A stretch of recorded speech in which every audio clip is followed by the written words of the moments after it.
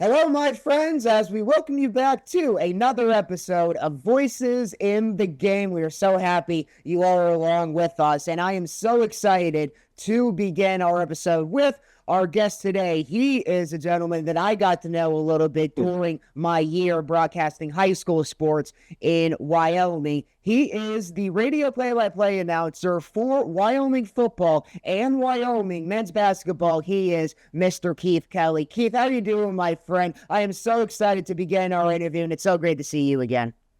Colton, it's been too long. I've been keeping up with what you're doing. You're doing fantastic. We miss you here in Wyoming, but definitely good to visit with you and catch up with you, man. What was it? The regional baseball tournament the last time we saw each other for American Legion and that historic matchup between Post Six. I got my Sixers hat on right here and Gillette to go to the World Series, man. It's great to see you. How are you doing? Oh, I'm doing good, Keith. Yep, and I had to mention this. Yeah, you got your Sixers hat on. So this is my Gillette Riders baseball. It was signed by every member of the team. And for folks who don't know, we will get to it a little later on, how Keith and I got to know each other. But yes, and this is my American Legion baseball. I'll step this aside and I will tell more about that a little later on in the episode. Yeah, and Keith, I'm doing great. It is so great to see you again, my friend, and I would love to get the party started here. We're first talking about, your time growing up in Oklahoma.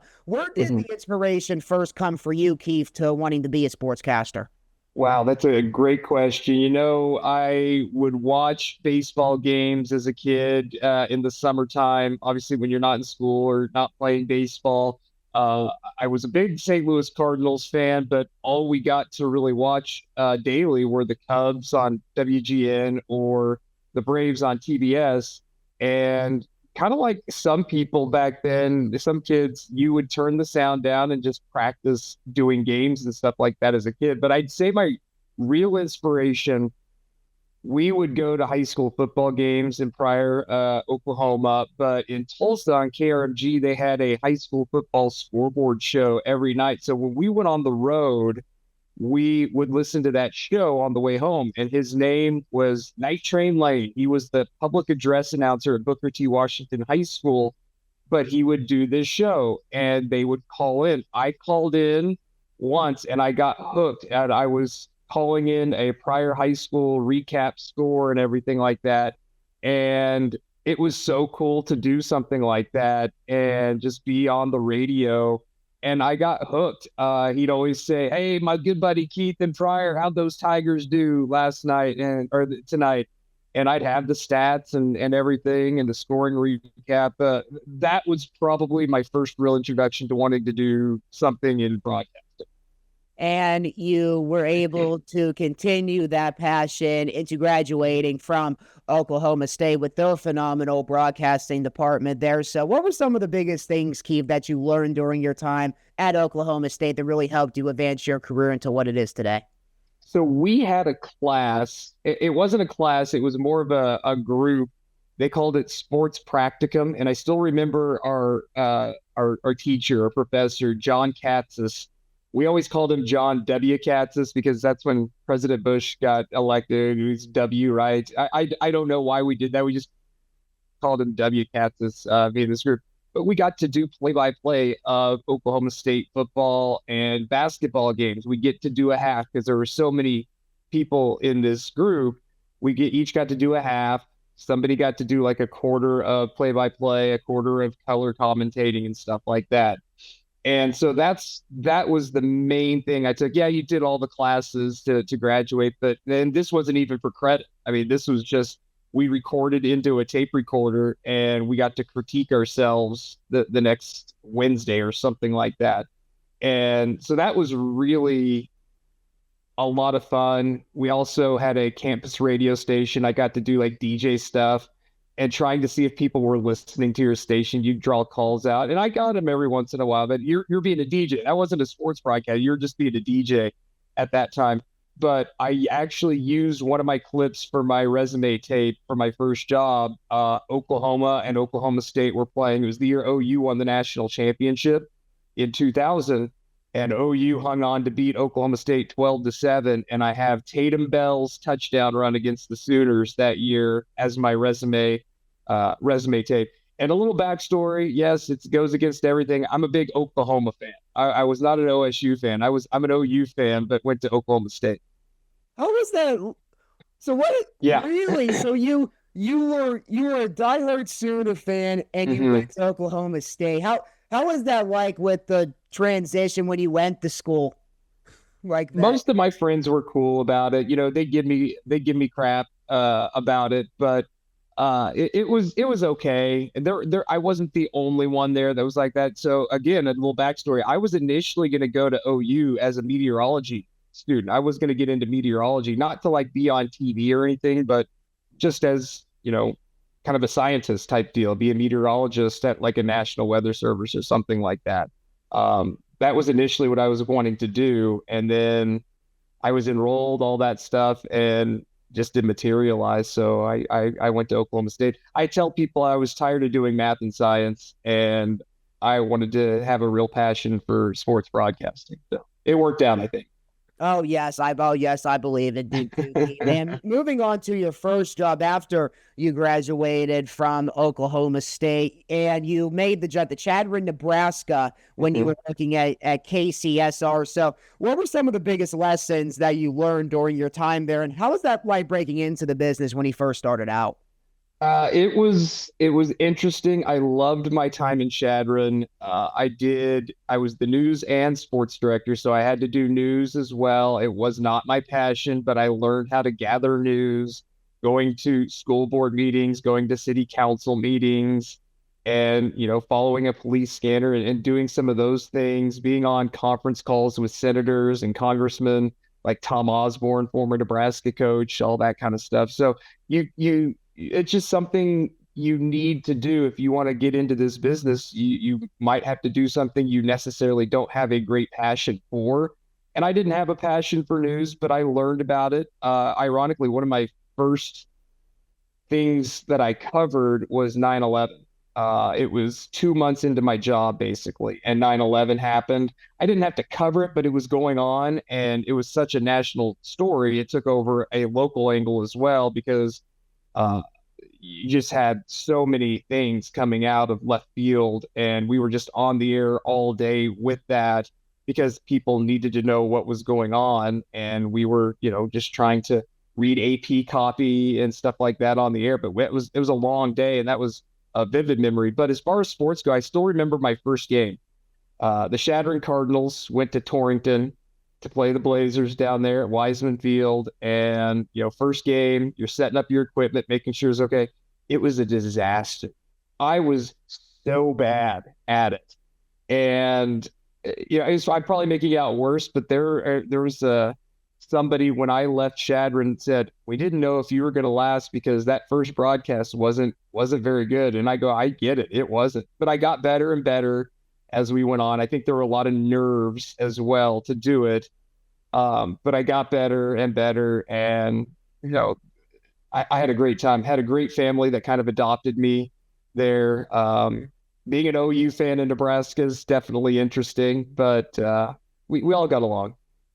Yeah, definitely. Yeah, Keith, just speaking on my experience, I remember when I was in Gillette, and for people who don't know, I lived in Wyoming. I was a sports director at the Basin Radio Network in Gillette, Wyoming, and I remember doing that first high school football game with Thunder Basin against Cheyenne South, and I just remember those nerves, and it was one of those things where I just tried to improve as the season went on. So yes, I know exactly how that feels.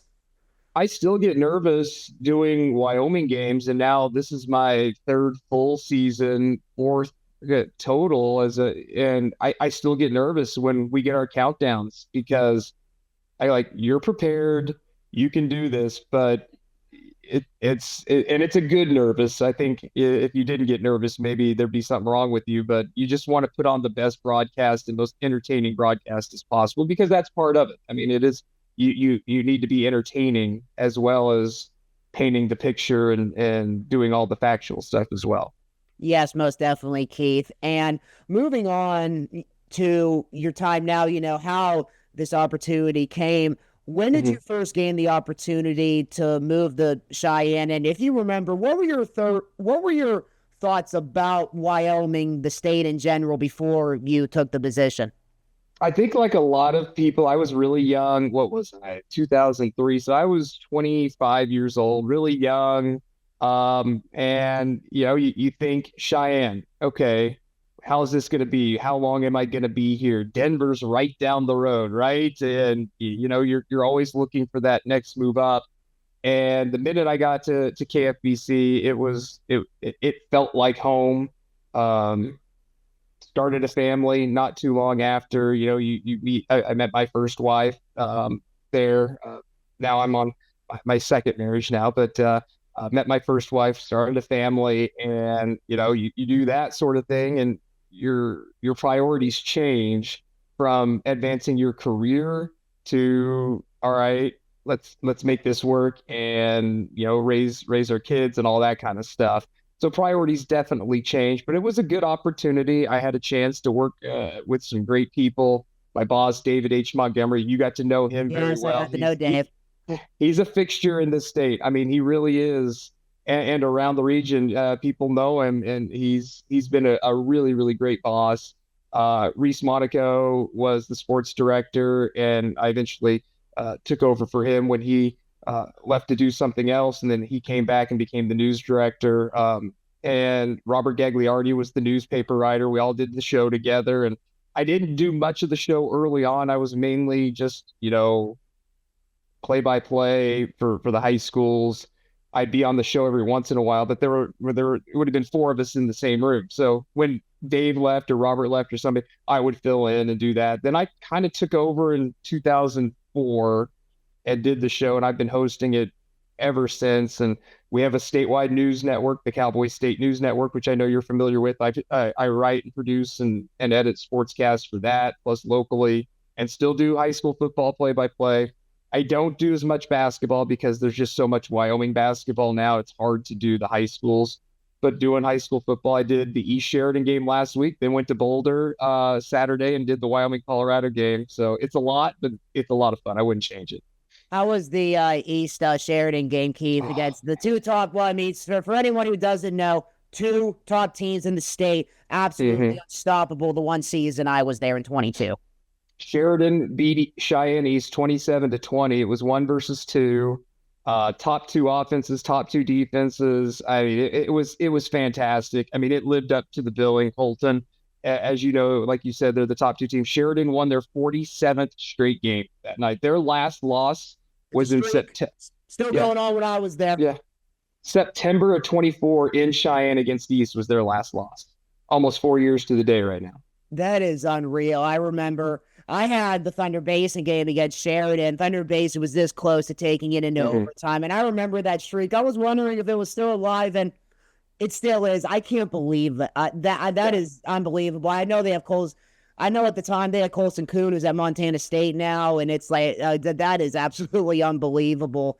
And sticking, since we're on the subject, Keith, what are some of your favorite memories calling high school football in the state? Because from my own experience with it, I just love the passion with it. It's really just a hidden gem with high school football in the country, with how much the talents come together. With me living in Gillette, Thunder Basin, and Campbell County, everybody would always come together on Friday night. It really is a special thing with high school football in Wyoming.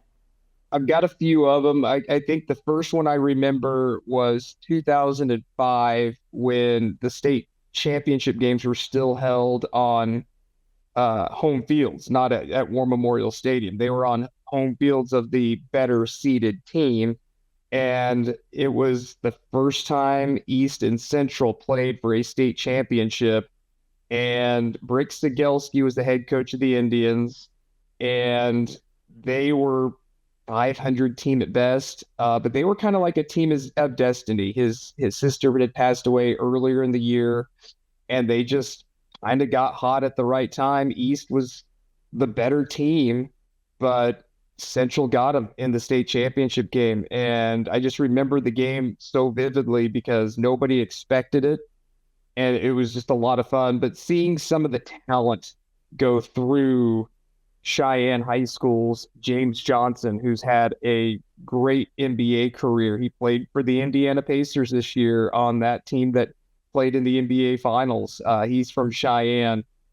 Brandon Nimmo calling some of his games. He played high school football. I still remember Green River. We went to Green River and did a game, and he tore his ACL first game of the season. And Tag Lane, longtime Shine Post 6 coach, was listening to the game. Was like, oh my goodness, his heart dropped because he's like, this guy's career is in baseball.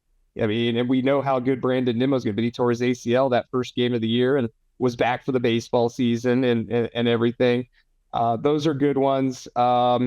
Seeing state championships, a lot of them were great. East and Central girls basketball played for a state title in 05-ish, I think, 06, and it was a buzzer beater for Central to win that game. There's just been a lot of them, a lot of really fun games. Calling those state championship games at War Memorial Stadium was always a lot of fun, Colton, and just a lot of memories. But just seeing some of the talent that has come through this city since I've been here, it's been pretty amazing.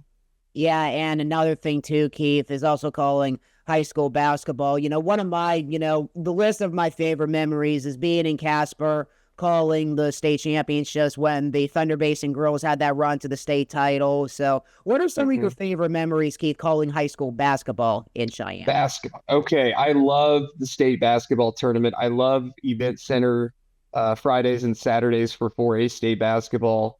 Getting to see the broadcasters come in. I absolutely love doing that. I mentioned the Central and East girls basketball game. Central and East played in boys basketball. The James Johnson, I believe it was his junior or senior year. It was the fourth meeting between Central and East, and you knew they were going to play. East got them all 4 times, but that was really, really good basketball. South actually made it to a state championship game back in 15 or 16. They lost in overtime to Central in boys basketball in the state championship. Jim Schaefer kind of built something that was really, really fun. And those are some of the big ones. I haven't been there in a few years now, but it's I love Event Center Fridays and Saturdays in that winners bracket, those semifinals and finals. They're a lot of fun because that place is packed. And moving on to the other thing that you call is American Legion baseball. So for obviously, Keith, you and I know this, but for anybody out there who does not know this, there is no high school baseball in the state of Wyoming. So if you're a high school student, you play American Legion baseball. So what has been the impact of American Legion baseball in the state of Wyoming, Keith, knowing there is that significance around it, knowing that if you're a high school student, that is what you do to go play baseball in the state? Yeah, if you want to play baseball, there are other avenues. I know there's Senior Babe Ruth. There are a lot of leagues that go around the state, but Legion baseball in Wyoming is the highest level, in my opinion. And what I've really liked about it over the years, look, when I got to Cheyenne, Post 6 was just starting their current trend that they're on of dominating this state. I think they had won, 2003 was their third straight state title at that time. And that year they made it to the regional championship.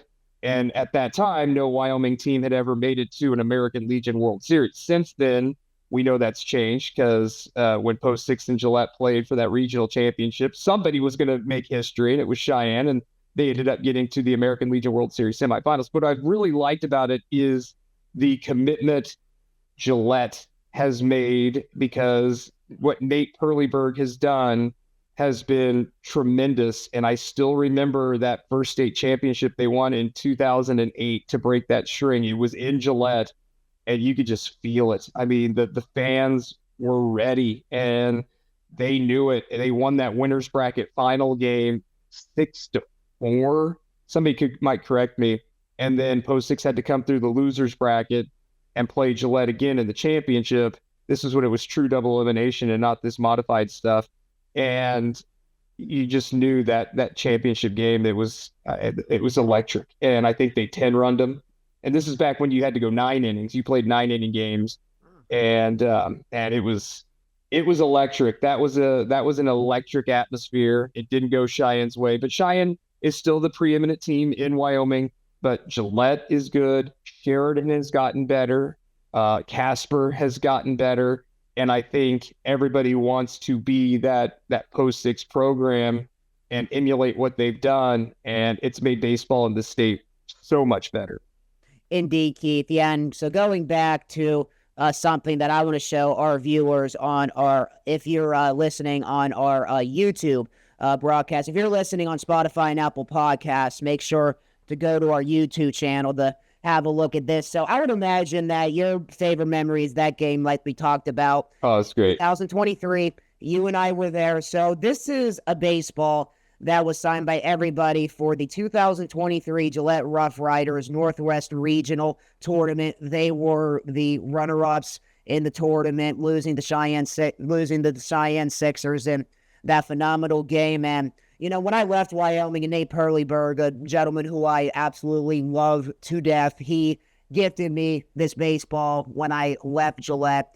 And always, when I think back on my time in Gillette, that game and that atmosphere in those few days that you and I were in Gillette when they hosted the regional, that is a memory that will always be in my heart forever. That was just such a special moment being there, sold out crowd. I think we had over 10,000 people at Lucky Memorial Stadium that day. And I would imagine, Keith, that calling that game for the Sixers was probably one of your most favorite memories, knowing that they were the first team from Wyoming to head to the World Series.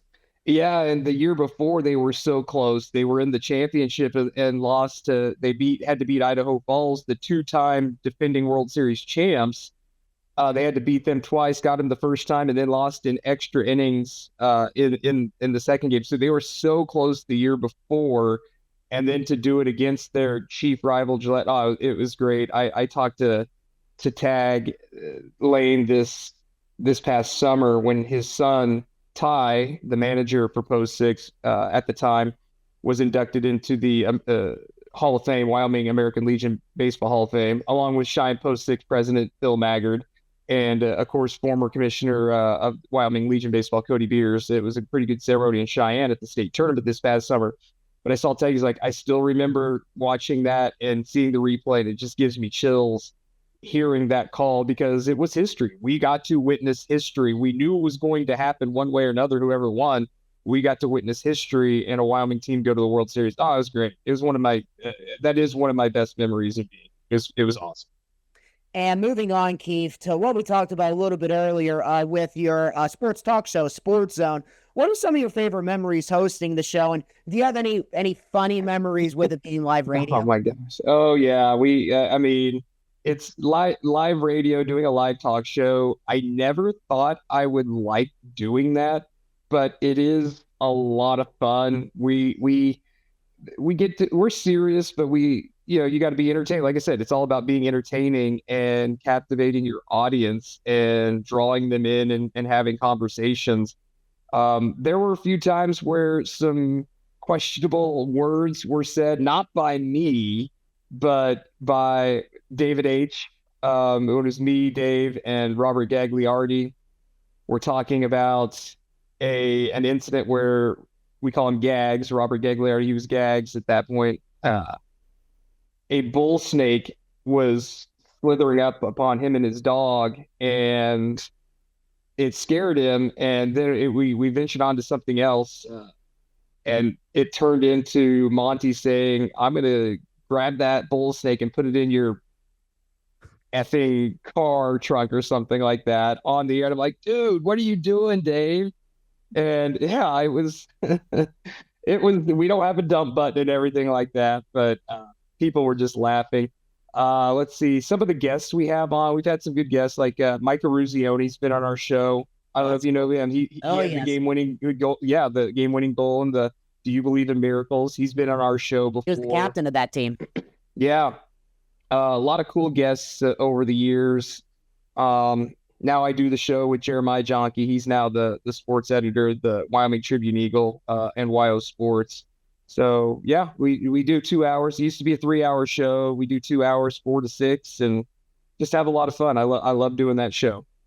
And your duties at the station changed during 2020 when you became the voice of Wyoming Cowgirls basketball. So how did that opportunity come about for you, Keith, to getting back to doing play-by-play for a Division I women's college basketball with the Uh, Cowgirls?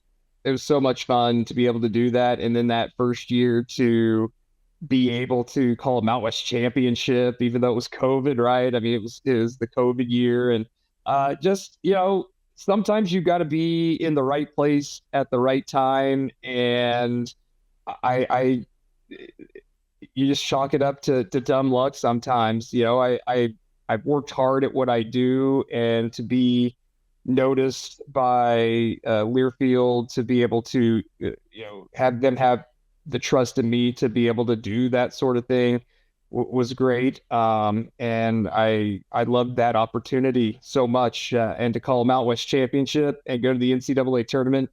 It was COVID, so there were no fans, which made things very different and awkward, but it's definitely up there as one of the best experiences I had.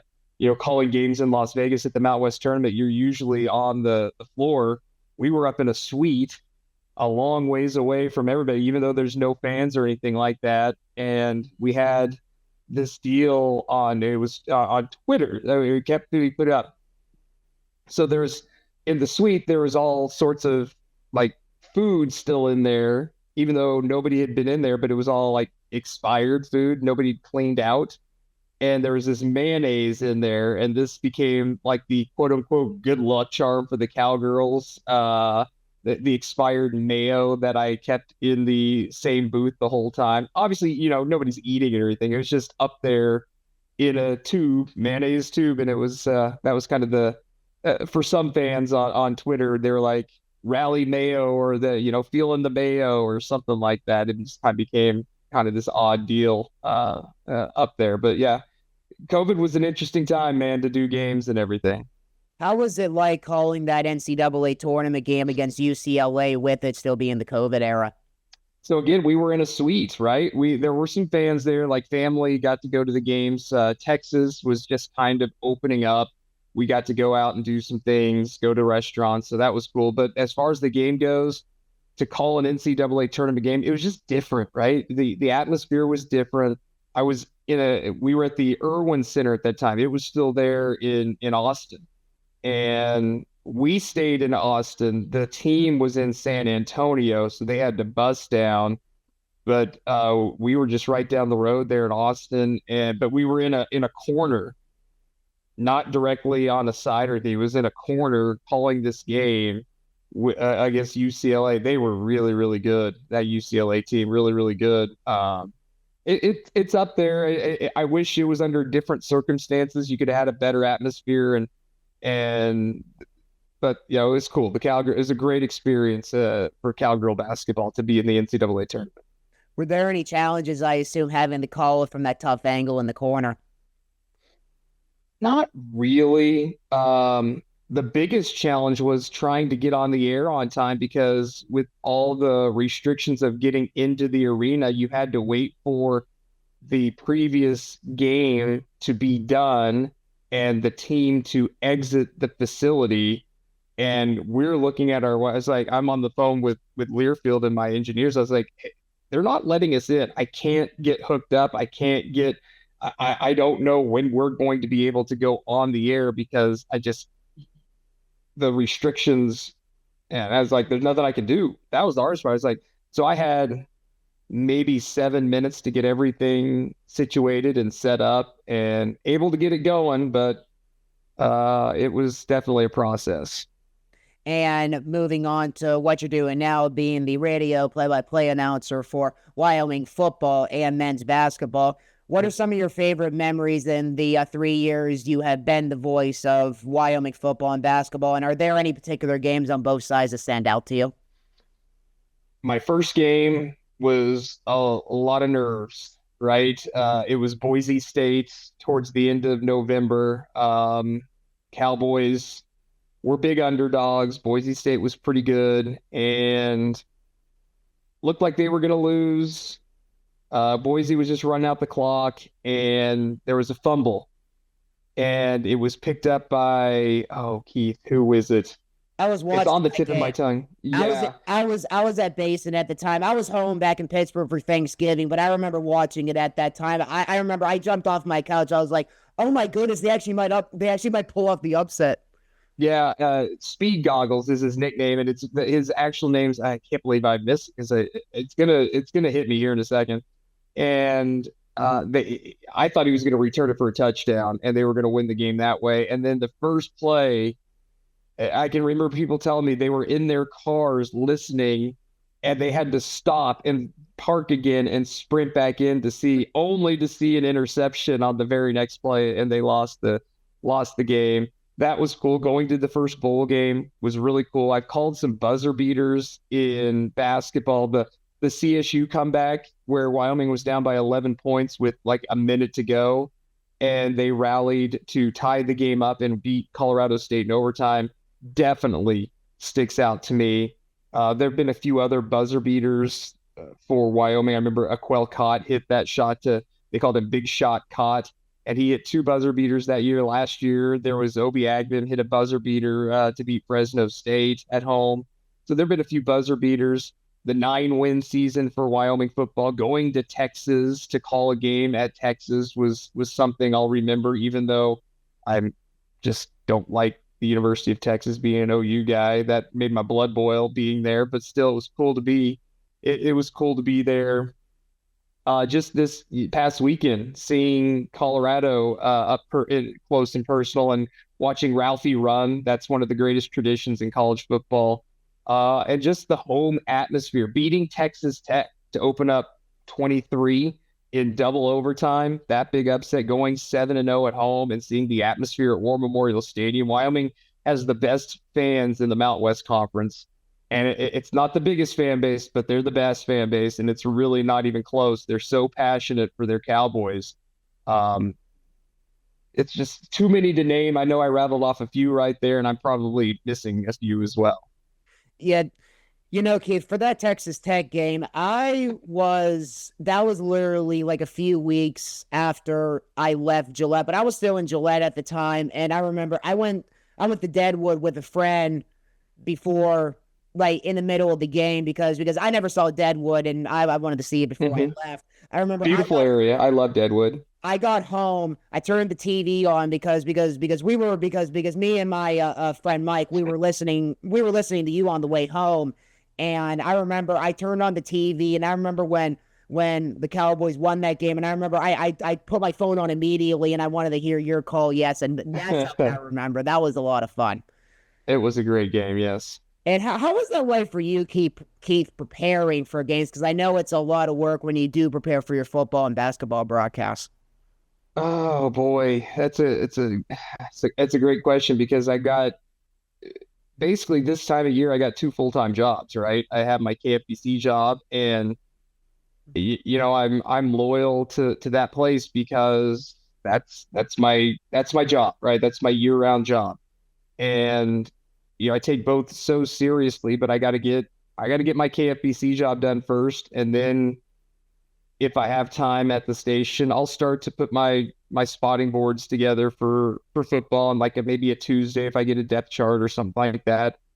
And then you have a coaches show Wednesday. You still got to get ready for a high school game on Friday, so you just got to find time to be able to do that. And I get in a pretty good routine this time of year. Now we're on a bye week this week, so I don't have as much going on, but you just try and find the best routine as possible. Basketball is a little bit easier because it's just not as much like our pregame is an hour and a half for Wyoming football. Basketball is only a half an hour, and there's a lot of segments. So we have to come up with content to be able to go an hour and a half. Um, but it's just about allocating your time, but you don't want to bring it home with you. You want to make sure you have time for your family at home. I've gotten pretty good about spacing my time out and not bringing it home. There are times where you have to. I mean, you just have to get it done. But more often than not, I'm able to get most of my stuff done during the day. And for football and basketball, you have your analyst, Kevin McKinney, and also your sideline reporter, former Cowboy football player, Eric Pauley, for Cowboy games. So, how is that like working with Kevin and Eric during football and just Kevin with basketball? And what are the things that you do as the play by play announcer to get them involved in the broadcast as well? So I've known Kevin since I've been here. He's been a weekly guest on my show it used to be every Tuesdays. Now it's Mondays with McKinney Mondays. He comes on the show during the seasons. So I've known Kevin. We're really, really good friends. He is the the best person to be able to do these games with because he's just so knowledgeable and he doesn't slow down. I mean, he's just great. Eric, I've got to know doing high school stuff a little bit, but he is so good at what he does on the sidelines, and he's in Green River now doing Wolves football and basketball, and he does a tremendous job with that. We kind of changed up our pregame a little bit this year to be a little bit more not really talk showy, but a little more free flowing. We can move segments around and stuff. And so what I try and do is kind of lead in certain things in the pregame or on the broadcast on the field. And two, we wanted to incorporate Eric a little bit more this year on the sidelines to just be able to come on, not just say, "Hey, Eric, what do you got?" But if he sees something, to not interrupt, you know what I mean, but chime in if he sees something and be a little bit more free flowing that way. As far as basketball, Kevin and I mean, it's just a routine. I mean, we just know each other so well. And, a lot of times if you're breaking in a new play-by-play guy, it's the same color commentator, there might be a little bit of getting used to each other and everything. But I've listened to Kevin so long. I mean, I mean, he's a pro, he's a pro's pro. So we never really step on each other's toes or anything like that. It's pretty good. He knows when the game's going fast. There's not as much room for analyzing, and he'll have plenty of opportunity at some point. Now he's just a pro's pro. He's the Armani of analysis for a reason. That's a Dave Walsh quote right there. And you guys were, like you mentioned a little earlier on, you guys were in Boulder taking on Colorado. So what was that like for you, Keith, being there this past Saturday with just all the buzz around that program over the past few years with Coach Prime?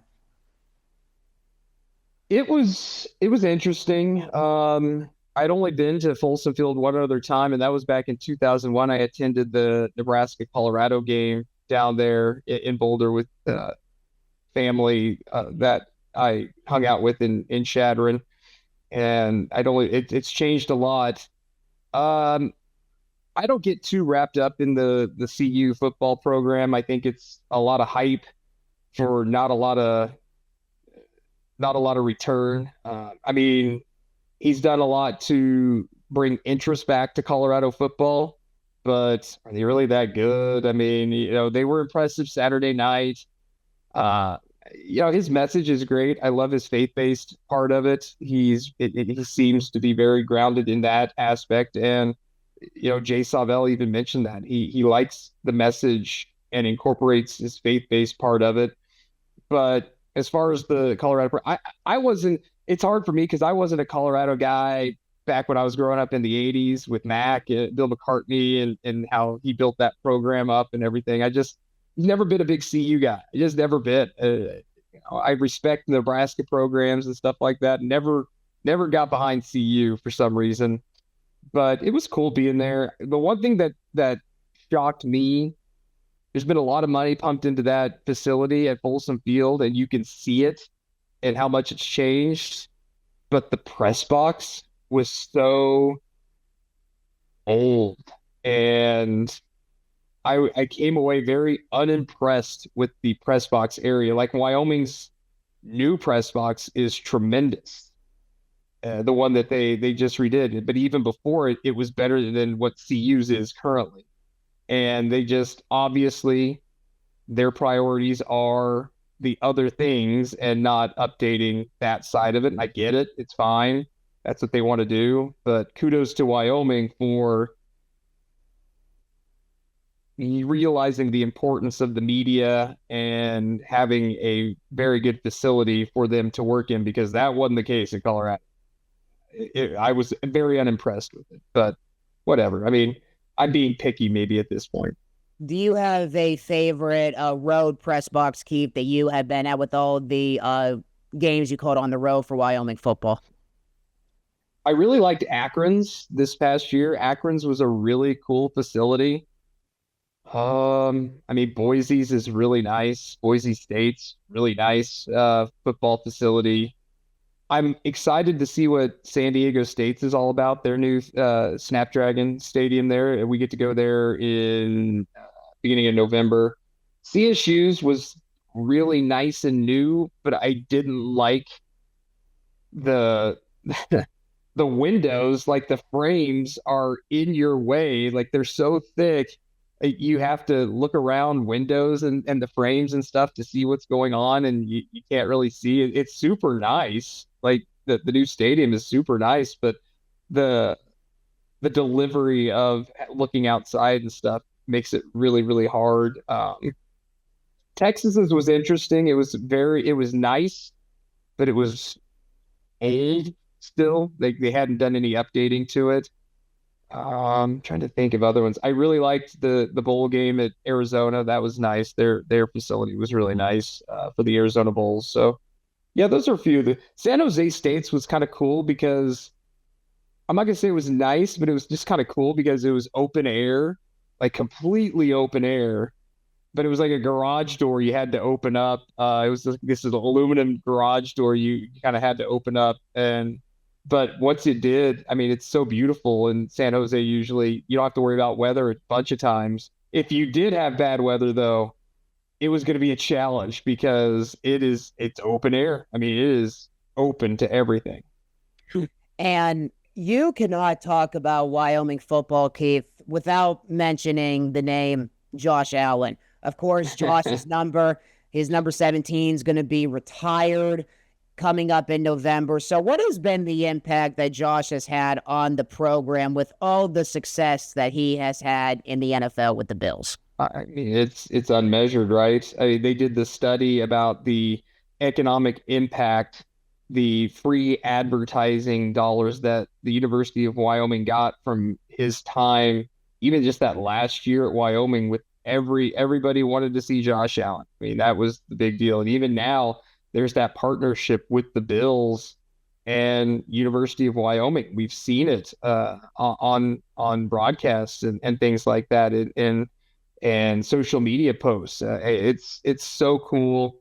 He does love the University of Wyoming. It's really hard because Wyoming fans will go, well, why hasn't he been back? Logan Wilson's come back. It's easier for Logan. He has a house. He's from Casper. I mean, it's easier for a guy like Logan Wilson to come, and he is a great ambassador for Wyoming athletics. And there have been a lot of really, really great ambassadors. But getting Josh Allen to come back is hard because, let's face it, Colton, he is a superstar. And he's known not just here in this country. I mean, he's probably worldwide in a lot of instances. Like when they go play football in Europe, I bet they'd love to have Josh Allen and the Bills come to play in London or Germany or Brazil or whatever they play because he's known. Plus, he's married a superstar. Like they are superstars. I mean, they're red carpet. They are Hollywood. And I think that's great, but it also makes it really hard to have the free time to do other things. And I think that's why it's great that University of Wyoming was able to lock in a date for Josh to come. And that 7,000 tickets within the first 4 hours were sold for that Nevada game. 7,000 in 4 hours. I mean, Wow. you tell me another player that could have had that impact on Wyoming football. I'm not big on college jersey retirements and stuff just because there's so many great players that have come out. But I mean, I get it. I get it with this. And in this day and age, when you're maybe trying to raise funds or something like that, and bring in NIL or rev share dollars or stuff. I mean, it's a cool deal. I'm excited. I don't know if we'll get a chance. Like, we got to talk with former Cowboy quarterback Brett Smith 2 games ago, the Utah game, and Brett, if he'd have stayed his last year, would have all the records at Wyoming for being as quarterback. And it was cool talking to him. I don't know if we're going to get that access to Josh Allen. We'll see. We'll see. Yeah, because when you watch a Bills game at Highmark Stadium, there's always a Wyoming jersey in the crowd. The broadcast always catches. Yeah. And if there's a game and if the Bills ever go play in Europe, I'm sure it's going to be the same. You are going to find a Josh Allen Wyoming Cowboy jersey somewhere. Yeah. I mean, look, you've got the half Bills, half Wyoming 17 jerseys that I've seen at War Memorial Stadium. There's always a Bills 17 jersey going around War Memorial Stadium. My wife has a Bills 17. She loves the Bills right now. Fantasy football, right? You're not supposed to draft a quarterback early, right? In the first round. She drafts Josh Allen with her first pick every year. Every year. I always tell her, I was like, I'm going to take him one of these times and really irk you. And she's like, you better not. I don't do it ever, but I probably should. It's kind of funny. Yeah, that is hilarious, Keith. And moving on, to something else. Obviously, there's been a lot of buzz in the college sports world over the past few years, and really in the Mountain West because of the transfer portal and LIL and conference realignment. So over the past few years, what have you seen in your eyes with all of the significant changes over these past few years, especially in the Mountain West? Well, obviously the programs that are leaving the conference next year and joining the new Pac, whatever. I mean, they're going to call it the Pac-12, but I got a lot of feelings on this one, and I don't like it. I think Oregon State and Washington State had overinflated egos, particularly at maybe Oregon State, thinking that they were better than coming to the Mountain West. Well, there's a reason why no power conference wanted you. You were the odd man out of the Pac. And, they were living high off that Pac-12 money for a long time, and you can see it in their facilities, but that's gone. And they're desperate. And they're hoping to keep that Pac-12 logo. But look, we're all sports fans. We know that's not the Pac-12. We know it's not. I mean, we call them the programs that are leaving. We call them the Pac staffers. And I'm talking about CSU, Utah State, Boise State, San Diego State, Fresno State. That's what we refer to them on as my show as the Pac staffers. And I just don't like what happened, because I think you could have had a really, really good conference if Oregon State and Washington State could have just got past themselves and done the reverse merger, or however you want to do it. Because now you're fighting for the same TV dollars. And instead of having maybe a combined effort to have a really nice television deal, it's not going to be as lucrative as some are saying. It's just not. There's a reason why the numbers haven't been thrown out. There's a lawsuit going on right now.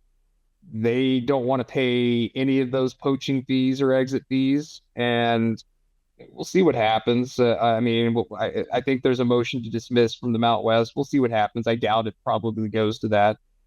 I just really dislike how that part of it's gone. I don't like the transfer portal. We call it the porthole on my show, but the transfer portal, I don't like that. I get it. I think in certain circumstances it's useful, but it's just what it is. You have to use it. I mean, we're seeing what happens at Clemson, right? I mean, they don't utilize it, and it's becoming a problem over there. You have to be able to use it. Jay Savell did a really, really good job in the transfer portal this year. Basketball rosters are turning over left and right every single year. NIL I'm okay with, because on the surface, especially at Wyoming for how they're doing it, and now it's rev share. They call them licensing agreements, NIL licensing agreements, but rev share is coming in now where the schools can directly pay. But the way they do it, I mean, it's, I like it. You got to earn it. It's true name, image, and likeness. The athletes will go out and do stuff. I don't like the pay for play that was going on, but now it's I get it. I'm okay with NIL. I think it's definitely something that has been a long time coming. There's just no regulation on it, and that's where it's a problem. But Colton, sooner or later, you're gonna have the big split. We have my guy John Bryce with Football Scoop. We have him on a lot on my show, and he still maintains, and I agree, you're gonna have 40 to 60 of the top programs in the country that will split off and do their own thing. And I'm okay with that, because if it leaves the group of 6 and maybe you bring in some other FCS schools like the Dakotas and the Montanas or whatever, the best come in there, you can still have a really good division of football and play for something. Because right now, the group of 6, and yes, Pack Stabbers, I'm including you in the group of 6. You're not a power conference. You can't play for anything. Yes, Boise State went to the playoff. They changed the rules after 1 year because Boise State got a bye. They're not going to allow them that access. So, let's get the split. Let's play for something and go from it. I got a lot of opinions, man. I know I went really long, but I got a lot of opinions on this. Where would you see that, Keith, with other sports, really, besides football? If that were the case. That's going to be the big thing. Like, do you have like a football only? I know. I don't know. It's literally the wild, wild west, like literally in college sports today. I don't want you messing with my NCAA basketball tournament. We don't need any more teams in the NCAA basketball tournament. We don't need any middle, the bottom of the road power conference teams in the NCAA basketball tournament.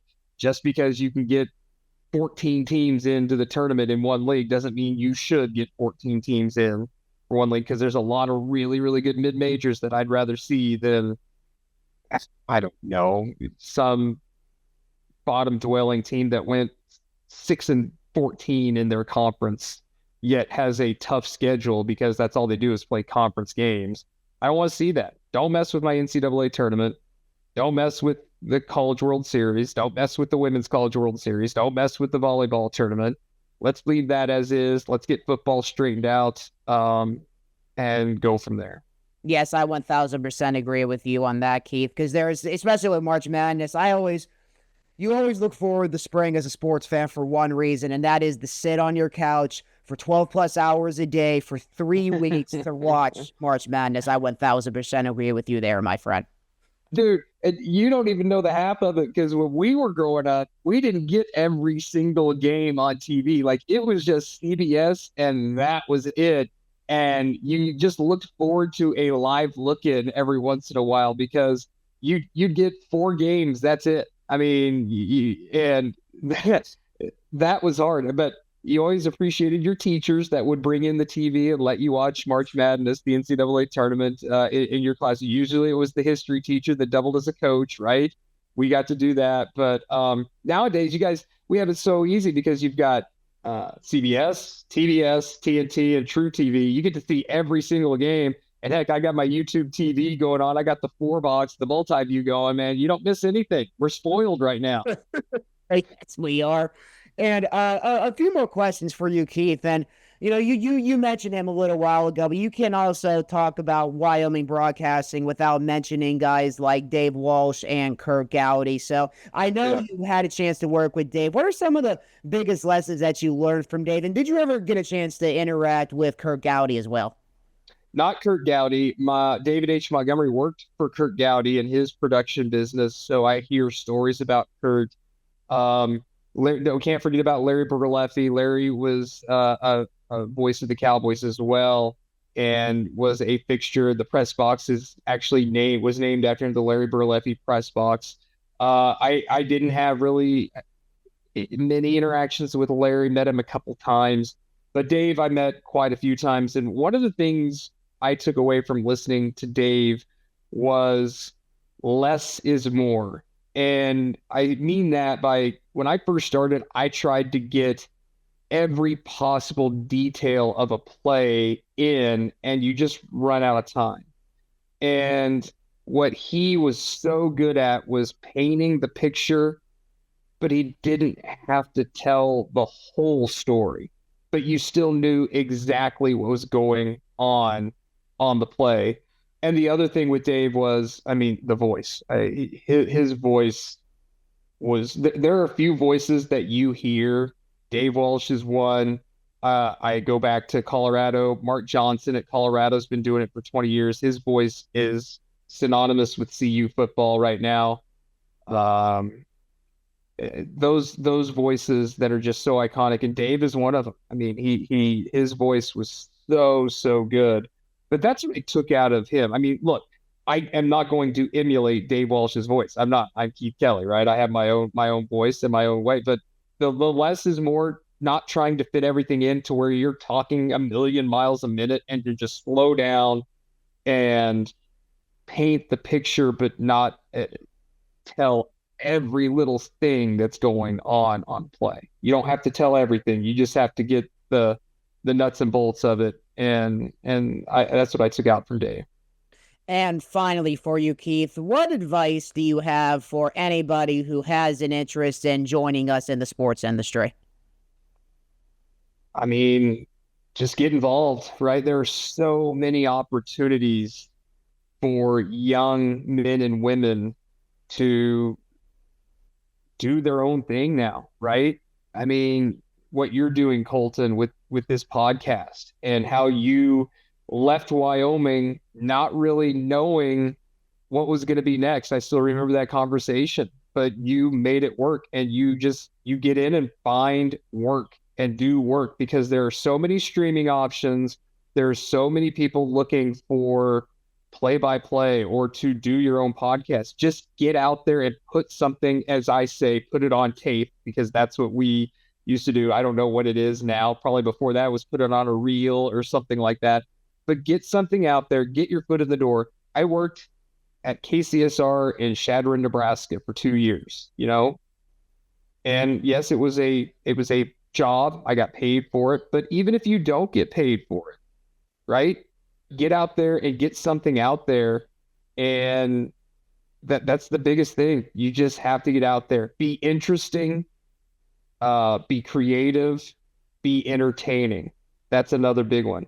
Interesting, creative, and entertaining is a big part of it. And, eventually you'll get a break. I mean, it may not be a break you're necessarily thinking is your break, but a break is a break in this business. And you just got to get your foot in the door, man. You get your foot in the door, you got a chance. And I've been lucky enough to do this now for almost 25 years. And, I wouldn't change anything of how I do it. Hard work goes a long way.